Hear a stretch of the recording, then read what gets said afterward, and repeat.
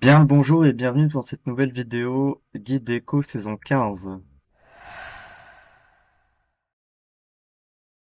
Je me présente, je m'appelle Jester, OTP Echo depuis 2 ans maintenant. J'ai atteint en Piquello le Gold 1, 79 LP, donc presque pas de 4. Voyons donc tout ce qu'il y a à voir sur Echo en saison 15. Alors, commençons tout d'abord par les bases du champion, c'est-à-dire les runes et les objets. Je vais d'abord montrer quelles runes on utilise sur Echo, même si ces dernières n'ont pas vraiment changé depuis. Et les objets également, il n'y a pas eu de changement en saison 15, donc les objets seront mes objets. Vous les verrez peut-être pas ailleurs, mais je vous montrerai tout ce qu'il y a à savoir sur le champion. Alors, en ce qui concerne Echo, il n'y a pas vraiment beaucoup de choix de runes différentes. Vu que je suis OTP Echo de Jungle et non en lane, je vais d'abord montrer les runes de jungler. Je vous montrerai peut-être les runes de mid laner mais pour les gens qui jouent mid lane. Alors, Echo, comme vous le savez, en jungle se joue énormément Moisson Noire. D'ailleurs, ça se joue quasiment que ça. C'est une rune qui aide vraiment Echo à exécuter les ennemis. Ça se stack à l'infini, ça l'aide à scale encore plus qu'il ne scale d'habitude. On jouait Crué offensive, parce que Echo a un dash et ça se combat parfaitement avec son kit. Sur les nouvelles runes qui ont été disponibles en jungle, je vous conseille fortement Souvenir épouvantable, ça vous aidera à avoir beaucoup plus de déwarders rouges. Si vous jouez mid laner, je pense que Balise de profondeur est mieux. Sixième sens, je pense pas que c'est intéressant sur le champion. Peut-être dans certaines circonstances, mais en jungle et en mid lane, c'est pas très intéressant. Ensuite, pour les dernières runes, vous pouvez jouer soit chasseur de trésors si vous voulez snowball en kill et en gold pour avoir des objets plus rapidement. Personnellement, je préfère chasseur acharné, ça me permet de courir très vite sur la map et d'être à temps sur les timings importants. Chasseur ultime, pas très intéressant sur Echo, l'ulti d'Echo a très peu de CD, donc je ne conseille vraiment pas cette rune. C'est overkill. Pour les runes secondaires, il y a plusieurs runes différentes que vous pouvez jouer. J'ai essayé nouvelle rune arcaniste axiomatique, c'est vraiment pas mal. Mais vu que Echo a tendance à go in, go out, une fois qu'il utilise son ultimate, il a tendance à ne pas re-rentrer en fight, à part s'il y a beaucoup de mates à vous qui sont en fight et vous pouvez re-go in. Mais si vous êtes en V1, 2v2, 3v3, en principe, une fois que vous avez claqué votre ulti, vous ne revenez pas en fight, donc cette rune est situationnelle sur le champion, je dirais. Donc à votre convenance, vous pouvez l'utiliser, elle est pas mal du tout, elle offre beaucoup de dégâts. Pour avoir testé les dégâts, vous gagnez environ 50 de dégâts sur votre ulti rang 1. Ensuite vous en gagnez une centaine rang 2 et presque 200 de dégâts rang 3, donc ça peut vraiment faire la différence. Mais bon, c'est pas optimal. Si vous jouez cette rune, jouez concentration absolue, je pense que c'est le meilleur combo possible. Vous pouvez jouer tempête menaçante, mais ça scale beaucoup moins bien que cette rune-là. Parce que vous n'aurez pas le temps de la scale en fait. En petite rune, c'est basique, vous jouez attack speed pour le clear, force adaptative pour les dégâts en plus, et puis je vous conseille de jouer ténacité dans toutes les games. Ça vous permettra d'être plus à l'affût des CC et de pouvoir R instant pour repartir, plutôt que jouer les runes HP. En seconde rune, vous pouvez jouer aussi ces runes-là que je conseille beaucoup. C'est très confortable, vous avez les gold et la MS des bottes magiques qui sont très intéressantes.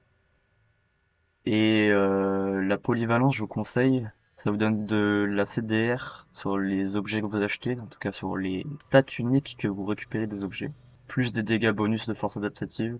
Bon, je vous dis, Echo ne peut pas monter à 10 effets, c'est impossible. Vous pouvez monter à 7, voire 8 c'est grand max, mais pas 10, malheureusement.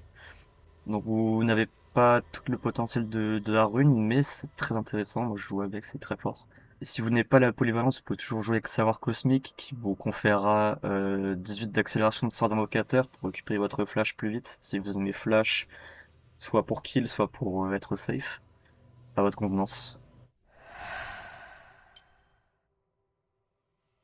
Alors Echo, comme vous le savez peut-être, c'est un perso qui est très faible en early et qui scale très très fort. En tout cas, dans certaines compositions, vous pouvez vraiment one-shot les gens et qu'il n'y a pas beaucoup de CC. Echo est très efficace. J'ai fait une petite liste de plusieurs types d'items que vous pouvez faire sur Echo et plusieurs builds possibles sur le champion. Passons sur les builds jungle. Echo a accès aux 3 pets jungle. Mais les plus intéressants sont le rouge et le vert.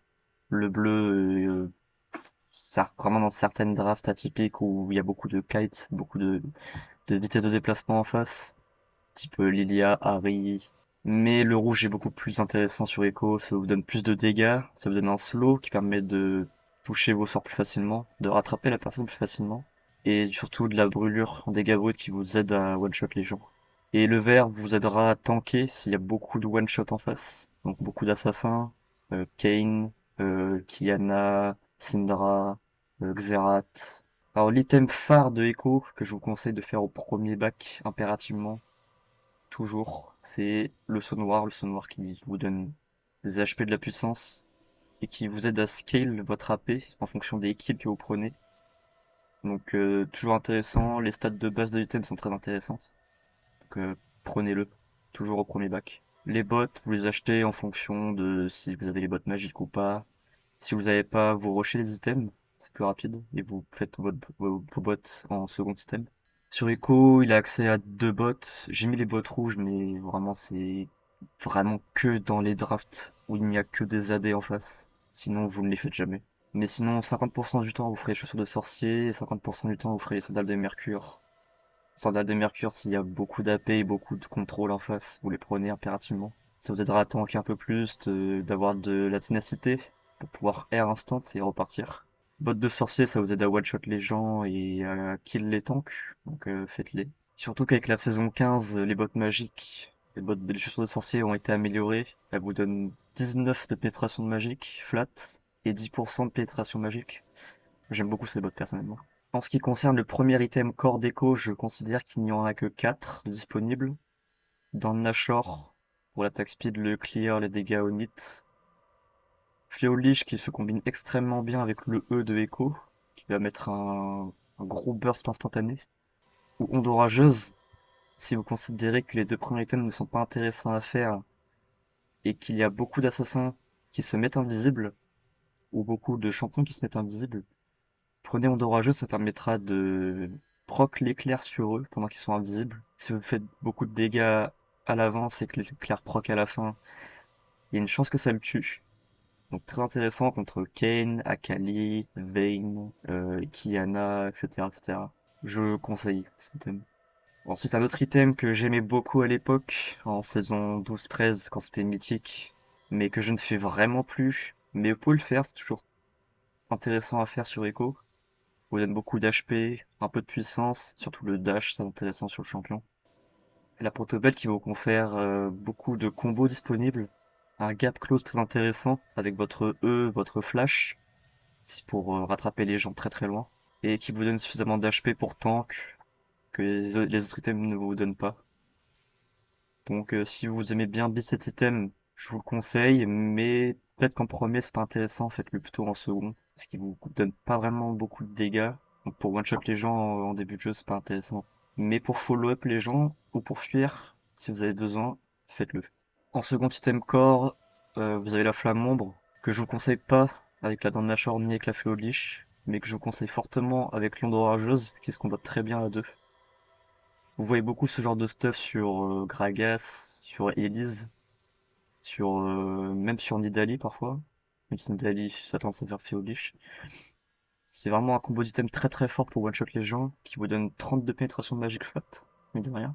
C'est le combo d'item en early qui fait le plus de dégâts au squishy. J'ai testé sur tous les items, mais c'est le combo d'item qui fait le plus mal. Donc s'il y a que des squishy en face, je vous conseille fortement la flamme ombre en deuxième item. Rabadon, vous le faites en 3 ou en 4. Item core de Echo, ça donne beaucoup d'AP. Echo est un champion qui scale que sur l'AP, il n'a que des ratios AP. Donc Rabadon, GOAT. Et bâton du vide, vous pouvez le faire en 3 ou en 4. Moi je le fais souvent dans ces eaux-là.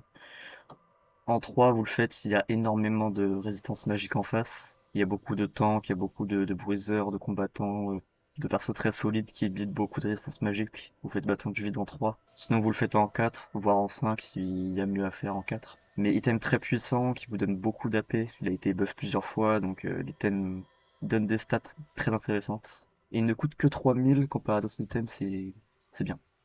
Très très bon item. En item situationnel, bon, vous avez les deux items défensifs phares. Voile de la Banshee et Zonia. Zonia que je n'aime pas du tout, à vrai dire. Je le build des fois, mais vous pouvez le faire, hein, très fort sur Echo. Vous pouvez faire beaucoup de combos avec. Vous allez dans un fight avec votre E, vous mettez votre Zonia. Si tout le monde vous attend à la sortie, vous mettez votre R instant. Vous faites beaucoup de dégâts. Le problème du Zonia, c'est que le Zonia est à la fois un item qui combote bien avec le kit d'écho et à la fois mal, car le problème du Zonia, c'est que vous rentrez en stase. Or, le R d'écho vous sustain par rapport aux dégâts que vous avez pris les 4 dernières secondes. Et avec la stase qui dure 2,5 secondes, vous baissez fortement votre sustain. Banshee, je conseille davantage, ça vous donne le shield pour vous protéger de beaucoup de sorts. Et la résistance magique que ça donne est plus intéressante que l'armure que donne le Zonia. Si vous souhaitez être plus tanky, plus safe, vous pouvez faire volonté cosmique. Je le fais vraiment très, très peu cet item, mais si vous aimez bien le build, vous pouvez le faire. Je vous conseille en 3, 4 ou 5, hein, pas avant. Par contre, le Liandry, s'il y a beaucoup de tanks en face, vous pouvez le faire en 2. Ça se combine très bien avec la Dame Nashor. Vous avez beaucoup de dégâts sur les tanks avec. Ça vous confère la brûlure de l'item en pourcentage HP. Donc pour kill les gens très tanky en face, je vous conseille. Ça peut se combiner avec un créateur de faille, mais créateur de faille, à vrai dire, je le trouve assez weak sur Echo. Ça vous rend plus tanky, certes, mais le nombre d'HP nécessaire pour scale l'item n'est pas intéressant. Pareil pour le Morello, même si c'est un item anti-heal, ça reste assez cher à build. Les stats de l'item sont pas si intéressantes. Et Echo ne proc pas si bien que ça l'antil, donc si vraiment il y a beaucoup de heal et que vous n'avez pas le choix de le build, faites-le. Mais à faire dans très peu de games. Le nouvel item, Malédiction du Sanguinaire ou Blue Glitter Curse en anglais, ça peut se faire si vous aimez bien les beat bruisers. Il y en a qui peut exister avec Liandry justement. À savoir que le Liandry ne stack pas l'objet, mais pour les dégâts sur la longue durée, ça vous donne beaucoup d'HP. 750 HP, non, 650 HP avec les deux items. Si vous souhaitez être plus solide, faites-le. Malfaisant, c'est dans les games où vous souhaitez avoir votre malfaisant, c'est dans les games où vous souhaitez avoir votre ultimate plus rapidement. J'avoue que je ne sais pas dans quel type de drap vous pouvez le build, mais pourquoi pas. Je peux vous montrer l'effet que fait la malfaisance sur Echo, c'est assez marrant.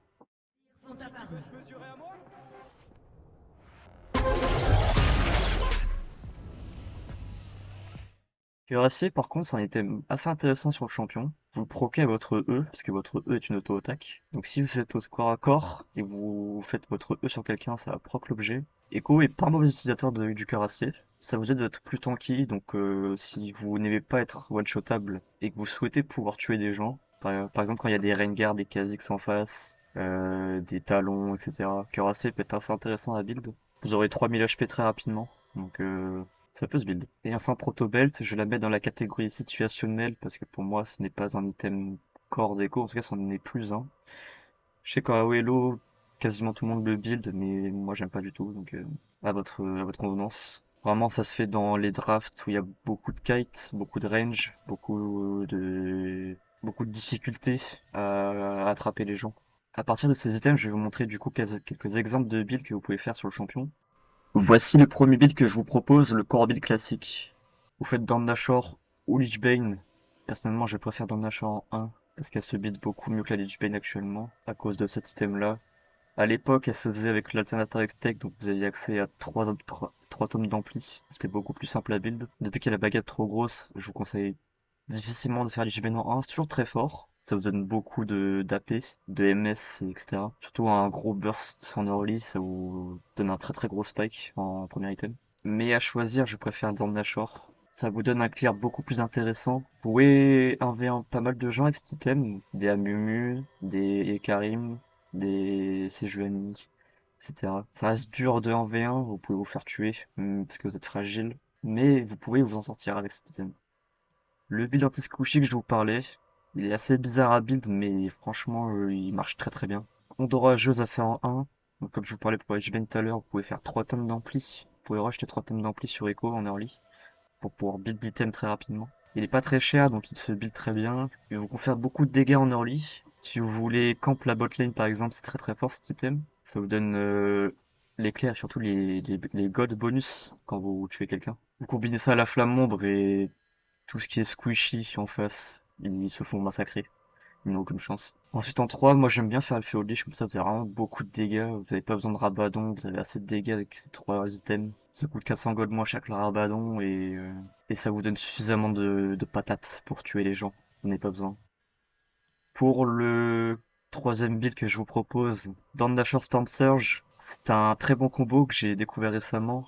Ça marche très bien. Dandashore vous donne suffisamment de patates avec le passif pour que vous aviez beaucoup de burst instantané pour pouvoir proc la Storm Surge. Et en même temps, ça vous donne suffisamment de dégâts au corps à corps pour tuer les tanks. Vous combinez ça avec un bâton du vide derrière et vous pouvez massacrer beaucoup de personnages dans le jeu. Franchement, ce combo d'item est très puissant. J'ai vu personne le faire, j'avoue, mais ça marche très très bien. Quand il y a beaucoup de tankiness et que vous pouvez les one-shot, par exemple des Lee Sin, des Rengar, des Warwick qui build un peu offensif, ce combo d'item marche très très bien. Ensuite, le build à la mode que beaucoup de gens font, Rocket Belt ou Lich-Bane, ou alors Lich-Bane, Rocket Belt, peu importe le sens que vous faites. Ça vous donne suffisamment de dégâts pour tuer des gens. Vous n'avez pas vraiment les dégâts de one-shot avec ce combo de 3 items, mais vous êtes assez chiant à tuer, mine de rien. Vous avez des HP, vous avez de la résistance et la stase du Zonia qui vous permet de survivre, et combo d'item basique à la fin. En 5ème build, je vous propose le fameux build anti-tank avec Liandry en 2. Voilà, pas grand chose à dire, vous êtes là pour taper, pour brûler les ennemis, pour leur faire mal au corps à corps, et vous barrer quand besoin. Et en dernier, le build anti-one-shot. Je l'ai testé dans une game, ça avait plutôt bien marché, c'était assez marrant contre un Rengar et un Ivern. Vous faites cuirassier et le Rengar ne peut pas vous tuer. D'ailleurs j'ai fait les bottes rouges, les coques en acier dans cette game-ci. Comme ça je me faisais absolument pas tuer et j'avais totalement les dégâts de tuer quasiment tout le monde dans la partie. Mais c'est vraiment à faire dans les games où vous sentez que vous pouvez résister aux gens et que vous avez assez de dégâts pour les tuer. Donc faut que ce soit des persos assez squishy mine de rien. Mais ce combo d'item peut marcher. Vous n'avez pas forcément énormément de dégâts vu que vous manquez d'un item AP que vous remplacez par le cuirassier. Mais le burst du cuirassier suffit à tuer les gens. Vous pouvez changer le premier item, j'ai mis dans Nashor, mais si vous souhaitez, vous pouvez faire Onde Orageuse ou Lich-Bane à la place. Vous pouvez changer Flamande par bâton du vide si besoin. Donc bienvenue dans cette partie qui va se consacrer au sort du champion, à sa présentation globale, à ses différents combos disponibles, ainsi qu'à quelques petits tips que je peux vous montrer. Alors en ce qui concerne Echo, c'est un champion pas très difficile à prendre en main, il est pas très difficile dans ses mécaniques. Par contre c'est un champion assez difficile à exécuter in-game. C'est un champion qui a besoin de beaucoup d'espace, qui a besoin de go in, go out, de ne pas trop se mettre en avant dans les fights, comme beaucoup d'assassins d'ailleurs, mais Echo tout particulièrement, il n'a pas d'invisibilité dans son kit, comparé à d'autres champions comme Akali, Z, ou Ken qui peut se sortir avec son E ou son R. Donc Echo voilà, a besoin de beaucoup d'espace. Alors passons sur les sorts de Echo. Le passif, probablement la mécanique phare du champion, le 3 hits passif. Donc le passif, toutes les 3 attaques ou compétences glissantes sur la même cible, Echo inflige un montant de dégâts qui scale plutôt bien, 90% de ratio AP comme vous pouvez le voir. Si la cible est un champion, et les champions uniquement, attention, pas les monstres, pas les sbires, Echo gagne de la MS.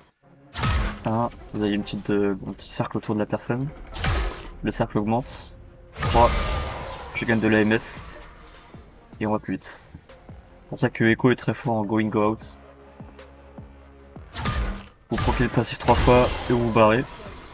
Le Q-spell de Echo est un sort en ligne droite qui fait un aller-retour. Comparé aux autres sorts en ligne droite dans le jeu comme le Q-spell de Harry, le Z de Talon, etc. Il est pas très rapide. C'est justement ce qui fait la force du Q-spell de Echo. Ce qui ralentit quand ça touche. Et le retour fait très mal, comme d'ailleurs beaucoup de sorts de ce même type. Le retour fait très mal, mais parce que le Q-spell est très lent, ça vous permet de vous repositionner pour faire des dégâts. Donc si vous mettez le Q-spell par là, vous pouvez utiliser le retour pour faire des dégâts.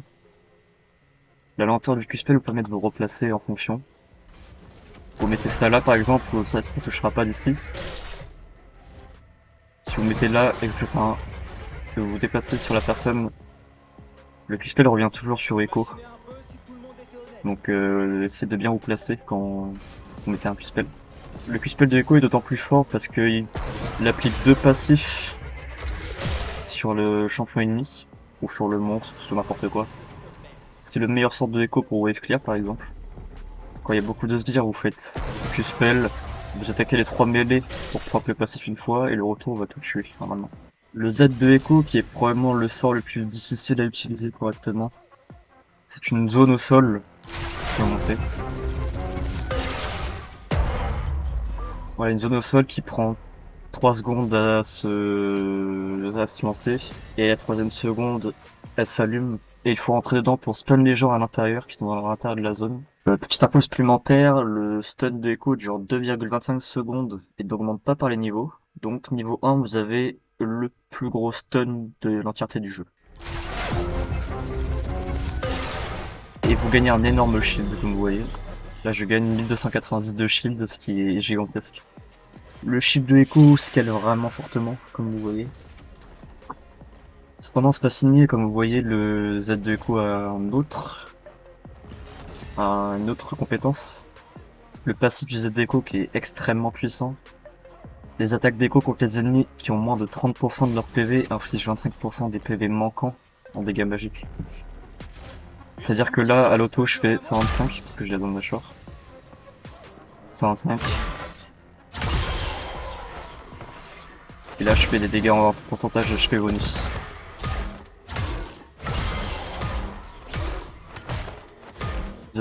Les autos faisaient 125, là je fais 453.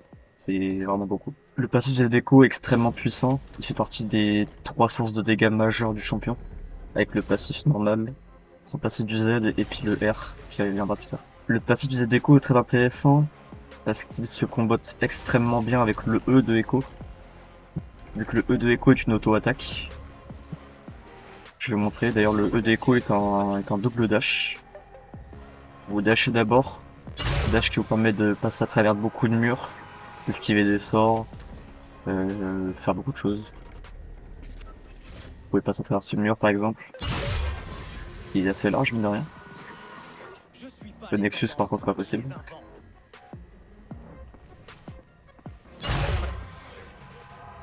Et comme vous voyez j'ai un autre cercle autour de moi, c'est une auto-attaque améliorée, qui fait des dégâts et qui vous TP, qui ne vous dash pas, c'est un TP. Que Echo a un dash puis un TP. Le TP qui vous permet de faire beaucoup de choses. Ça permet de déjà vous coller à l'adversaire au corps à corps. Le E de Echo qui vous TP à l'intérieur de la personne. Vous TP pas devant lui, vous TP à l'intérieur de lui. Le E de Echo qui permet de suivre les gens qui flash par exemple, les gens qui ont un autre dash, les gens qui veulent se casser de quelque façon que ce soit, vous pouvez les suivre avec votre E tant que vous avez la range de les suivre. Donc il y a beaucoup de combos à faire avec. Et surtout le E de Echo, vu que c'est une auto-attaque, il proc le passif du Z, bam, 1400. Alors que 100, je fais 10 000 de dégâts. Et enfin le R de Echo qui est son sort le plus iconique. Le R de Echo qui possède une ombre qui le suit avec 4 secondes de délai. Donc, si vous faites R, vous revenez 4 secondes dans le passé. Quand vous appuyez sur R, vous faites une zone au sol qui fait beaucoup de dégâts. Là ça montre pas tous les dégâts mais j'en fais voilà 1800. Les dégâts scale vraiment fortement. Donc les ennemis n'ont qu'à faire très attention à votre R. Si votre R touche, ils n'ont qu'à bien se tenir. Votre R est puissant, d'ailleurs si j'appuie sur Shift, ça vous montre une petite mécanique secrète. Donc le R qui a une mécanique secrète, si vous mettez une zone au sol et que vous la traversiez, et que vous faites R, vous gagnez le shield et vous stunnez les gens qui traversent la zone. En gros ça active la zone du Z. Donc des fois ça peut être, dans certaines circonstances ça peut être très puissant. Si vous faites chase par exemple, vous mettez une zone devant vous, vous avez votre R, les gens ils vous suivent, vous faites R et vous stunnez les gens à l'intérieur. Et là où vous cassez par exemple, de l'autre côté. Ou alors vous les tuez si vous êtes capable de les tuer. Alors je vais vous montrer quelques combos du coup. Le combo basique de Echo, vous mettez un Q-spell, vous mettez un E, et vous mettez une auto-attaque et sa propre passif. N'oubliez pas que le E de Echo a une autre compétence.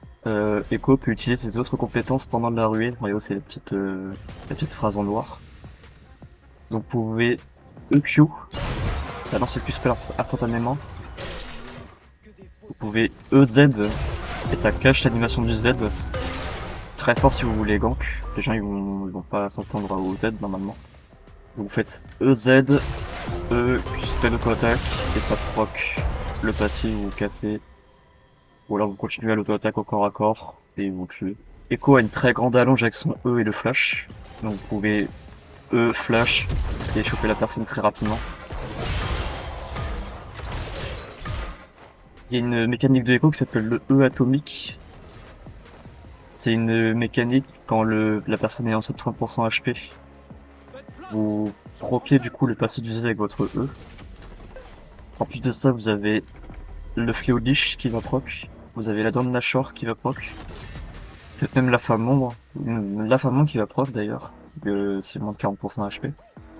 Vous avez la Moisson Noire qui va proc. Et vous avez la Rue Offensive qui va proc. Vous avez beaucoup de choses qui vont proc en même temps. Et votre E pourra, si vous êtes un peu feed avec beaucoup d'AP, quasiment à coup sûr one shot un squishy. Voire même à coup sûr le one shot. À vrai dire, vous avez trop de dégâts avec ce combo. Vous pouvez facilement faire du 100 de dégâts instantané. Donc je vais vous faire un combo de Echo à longue portée. Vous faites EZ, flash, spell, auto-attaque, vous barrez. Si le gars a encore beaucoup d'HP, vous mettez un R. Et le R, à savoir quelque chose sur le R, c'est que dès que vous mettez un R au corps à corps de quelqu'un, il y a une auto-attaque qui part sur lui, directement.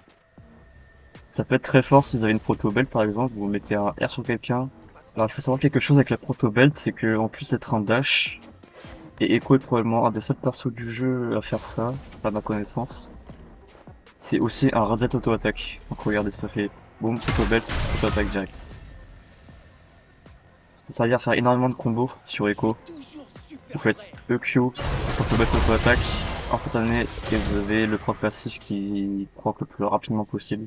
Donc EQ, E, proto-belt, auto-attaque, et vous repartez dans le sens pour le retour du Q-spell, et vous faites des dégâts plutôt intéressants. Vraiment, vous pouvez one-shot des squishes sans problème comme ça. Et du coup, comme je vous montrais, comme je vous ai expliqué pendant les objets, je vais vous montrer le gap close extraordinaire de Echo. Regardez la distance que j'ai. Et encore, je sais pas de smite, je vais remettre mon smite, là, je vais mettre un smite. Je vais vous montrer avec un smite.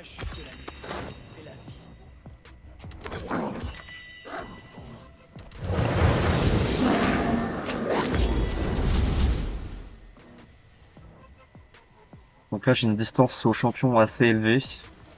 On va dire un Q-spell de Xerath. Donc vous faites E, protobet, flash, et vous pouvez choper la personne très très loin. Je peux même mettre un peu plus loin. Que E, protobet, flash, vous pouvez smite pour récupérer la distance. E, protobet, flash, smite pour slow, et vous chopez la personne.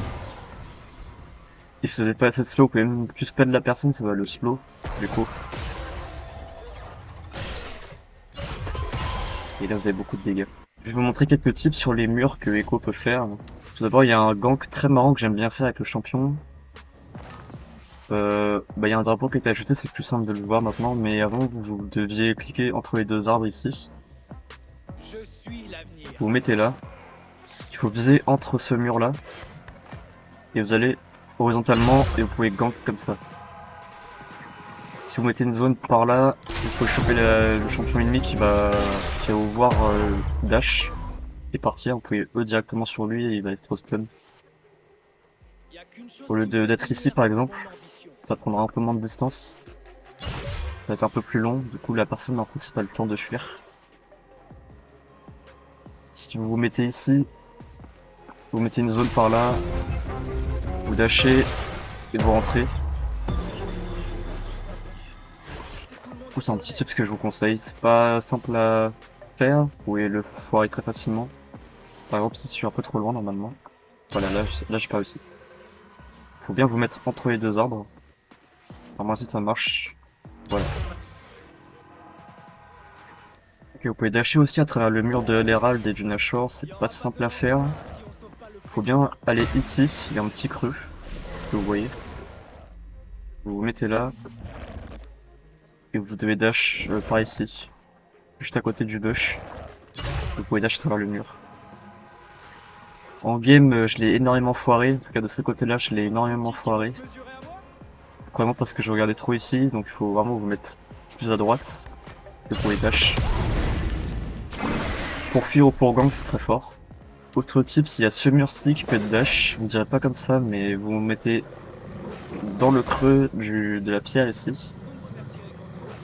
Et vous devez viser entre ce mur-ci là, le plus sombre. Par ici, mais normalement c'est possible. Voilà, on peut le faire. De l'autre côté c'est pareil. Voilà, ça marche. Ne vous faites pas voir, ce mur-là est bizarrement plus épais, donc il n'est pas possible de le dash. J'ai essayé plusieurs fois, mais ça marche pas. Par contre, vous pouvez flash, mais le dash impossible. Ce mur-là est facilement dashable. Par contre, d'ici à ici, c'est pas possible, c'est trop large. Là, je l'ai fait, mais j'étais un peu plus ennuyé. Ici vous pouvez, et ici vous pouvez, mais ici vous pouvez pas, c'est beaucoup trop large. Dans la diagonale. Et le mur le plus intéressant à gank, donc faut bien vous caler au fin fond du camp des Raptors. Si vous voulez gank la mid lane, c'est très très fort. Il faut bien viser bien droit, pour que ce soit le plus droit possible. Et vous pouvez dash. Pareil de l'autre côté. Vous vous mettez au fin fond du camp des Raptors, vous visez la flamme. Et vous dashez. Faire des ganks surprises en mid lane, c'est extrêmement puissant, je le fais très très souvent ce gank, et il fonctionne très souvent. Du coup pareil que pour le pit du Nashor, vous faites pour le pit du Drake, celui-là il est plus simple à avoir, vous mettez dans ce coin, dans ce trou, et vous visez la distance la plus courte. Et pour partir ou pour gank les gens ou pour aider à teamfight, très puissant.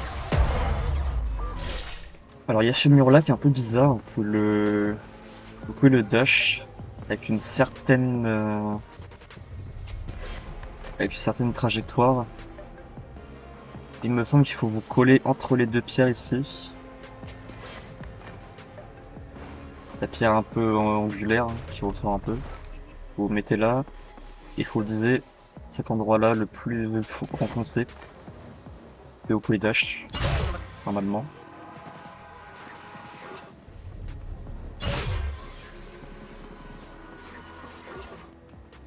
Voilà, j'ai réussi. Et pareil de l'autre côté ça marche normalement. Ah non, il faut viser un peu plus en bas. Alors, pour dash de ce côté, vous pouvez être un peu plus haut. Donc sur la grosse partie de la pierre. Et vous dashez dans le trou. Et quand vous êtes de ce côté, dasher sur la pierre ça marche. J'ai un dessin fonctionne. Et ce mur là, normalement vous pouvez dasher à peu près partout. Même le plus large. Non, ici ça marche pas. Alors au fait, il faut faire attention ici. Ce côté à ce côté ça ne fonctionne pas. Donc faut vous mettre un peu plus sur le côté. Et là vous pouvez dash. Donc imaginez bien qu'il y a une zone rouge ici que vous pouvez pas dash. Du coup vous pouvez dash toute cette partie là, mais le milieu éviter. Donc si vous voulez choper votre bleu par exemple. Ah, de ce côté ça fonctionne.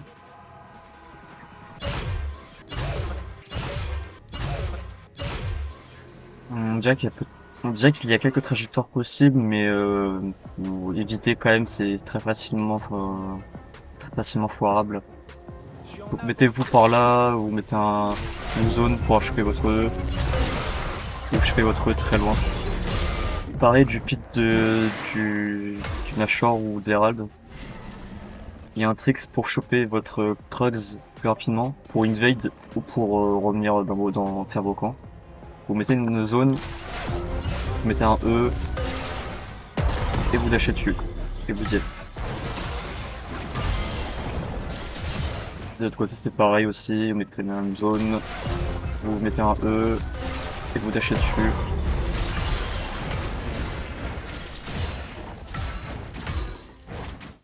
Voilà, c'est à peu près tout pour le vidéo, j'espère qu'il vous aura plu. Désolé si c'était un peu brouillon, c'est ma première vidéo. Je compte faire un rush platine ou émeraude pour la saison 15. J'en ferai des vidéos, j'espère qu'elle vous plaira. Et à plus tard.